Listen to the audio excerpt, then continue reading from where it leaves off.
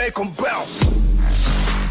No word on the cause yet in terms of how these two ships managed to collide Saturday night. This was an Iranian oil tanker and a Chinese grain ship colliding. Of course, the immediate concern was for those missing crew members. 32 crew members from that Iranian oil tanker were missing, with the Ministry of Foreign Affairs here in China confirming that one body has been found so far. The immediate concern is going to be the search and the search operations for those 31 sailors, those crewmen that still are missing at this point. A difficult task, given that there is a fire on board that tanker that's spraying a lot of smoke up into the air. These are very cold waters where these two ships collided, and so the rescuers certainly have a very difficult mission ahead of them, trying to find those missing crewmen.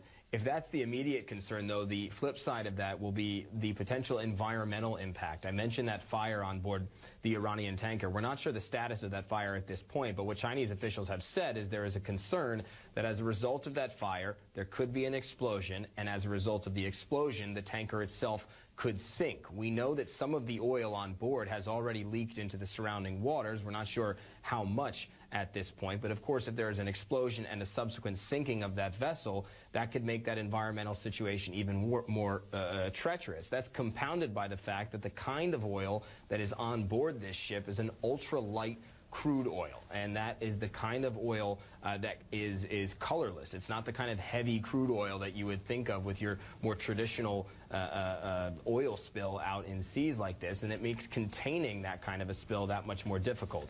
We're not there yet.